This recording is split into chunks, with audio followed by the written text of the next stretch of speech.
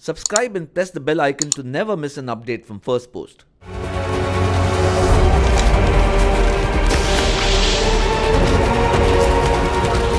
Hello, welcome to Firstpost. Today we have with us Mr. Jonny Keeling, who is globally renowned for his work as a natural history producer at BBC for over 20 years.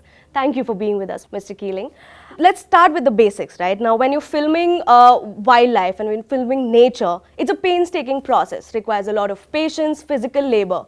What is it that drives you till date to continue to do what you do? I've always been really passionate about animals. I've always been passionate about telling stories about the natural world and sharing my love for wildlife to a wide audience. And that is enough really for me that's lasted. I've been in the industry for more than 20 years now, and I'll happily go on for another 20 years because it's really, there's nothing better than being outside, trying to work out what an animal's doing, and then filming it and being able to tell that story, a really emotional story, to as wide an audience as possible. And there's not many jobs where you can say you're satisfied both kind of from your artistic side, in the photography, and also satisfied from a scientific point of view and a curiosity point of view, but also physically as well, being out in the field and working hard and then working really nicely as a team and creating something from the very beginning, maybe just starts off as two words like Planet Earth.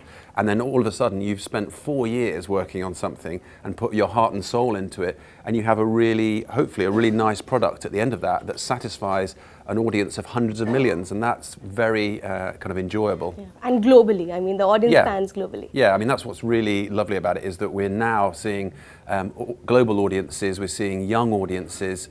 In the UK, we just had Blue Planet 2 last year, and that was the most watched programme in the UK. It beat all the dramas, it beat all the reality shows, it beat all the sport, everything. The most watched show was a wildlife documentary, and it was watched by a big young audience. That's quite interesting. Yeah. So what part of this process of documenting nature and wildlife on visual format do you enjoy the most? I think if I had to choose one thing, I love being on location and being in the field. I really, really enjoy that. There is no greater pleasure, no greater mindfulness really than to sit and watch an animal from dawn to dusk and try and work out how to capture that imagery and tell a really beautiful story. For our audience, how would you differentiate between some of your shows? What were you trying to tell through them? And which one of them, if you have to choose, was your favorite? If I start by saying what unifies all of them is to inspire the audience to love the natural world. That's really simple. And there's different ways to do that. I've made children's programs, some of which are like mini dramas. I've made children's programs which are comedies.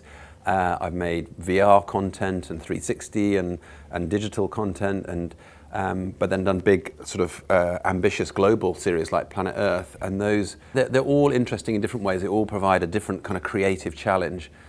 But if I had a favourite, I worked on a series years ago called Life of Mammals, which was a David Attenborough series, and that was a real pleasure because it meant I was travelling with Sir David and filming mammals, which are kind of my favourite group of animals, in some amazing locations, and that will always be a real kind of treasure for me. You spoke about your favorite programs, but there was clearly an internet's favorite sequence from Planet Earth 2. It was the famous snake and iguana chase. Could you tell us a little more about that? Like, how did the crew work on it? How much time did it take? And did you guys even predict it would gain such popularity? We did 2 shoots for that, and I went on one of them. It's an amazing location. It's in the Galapagos. It's a remote island that's totally uninhabited. It's been formed by a volcano, so it doesn't have much vegetation, if any at all, on it. But it does have these marine iguanas, these lizards, which the eggs hatch on the beach, and then they have to make their way down the beach from the soft sand to the rocks, where they're then going to jump in the sea and they'll feed in the ocean.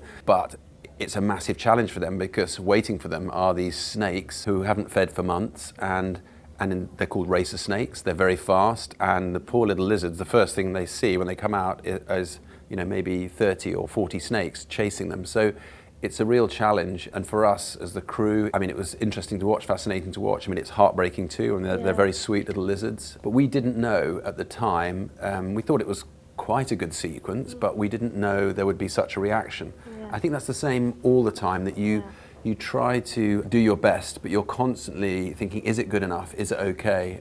But we try our best. From the technical point of view, like how many crew members were there, and what did it take to shoot that bit?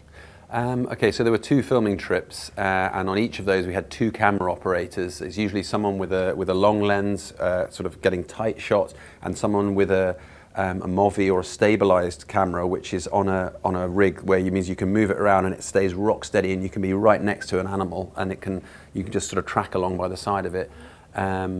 So we had 2 camera operators, and then we have a local guy or 2 local guys who are helping with logistics and helping with the bags and spotting and working out, look, something's going to happen here, you need to be over here. So there's probably about 5 of us on that team as a guess. Yeah. When you've been working on these projects, they are largely really non-commercial subjects, right?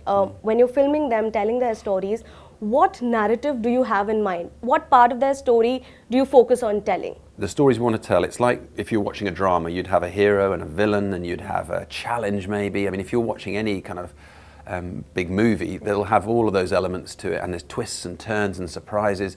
We want the same. So in a sequence, like the snakes and iguanas, if you watch that, there's a little hero, there's some villains, and there's some, it's a chase scene really, and it's kind of, can they make it? And that one doesn't make it, and that one does escape, and it really is full of that drama, and that's what we want. We want multiple emotional beats. You've shot in India, right? Yes. I think you were in Mumbai, you were in Jodhpur, even in Ladakh. Yes. What was your experience like? It's been fantastic. I mean, the people are wonderful, the food is wonderful, obviously, and the animals are really, there's some really wonderful situations here too. I mean, filming in Ladakh was really a great pleasure for me.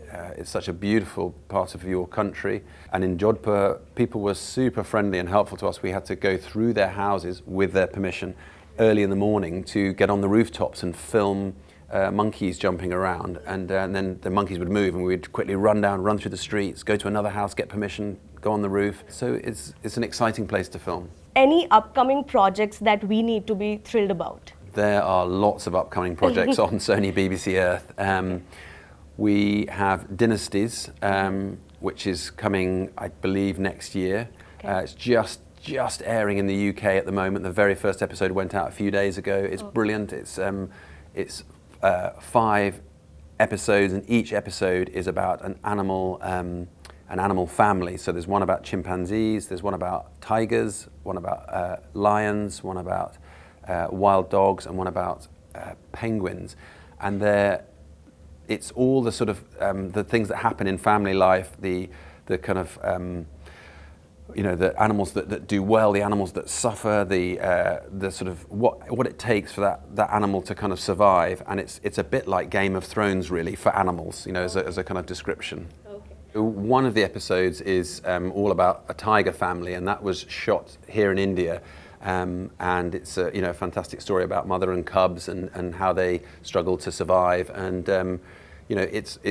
they followed those cats for a number of years and just were stuck with them the whole time, and they've really kind of come up with a fantastic story, and it's really nice to have a story based in India around a beautiful cat like a tiger.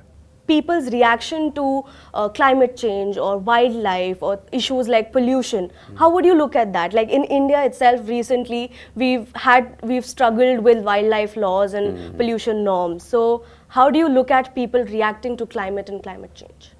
I mean, it's been really interesting for me in the last few years, say with Blue Planet 2, which was on Sony BBC Earth channel. It's that in the UK, like I said, was the most watched programme. But within it, there was we raised issues around plastics and pollution of the oceans, and within a matter of days or weeks, that story then rose to the top of the agenda, and it was talked about in our parliament. It was talked about in the street by the public.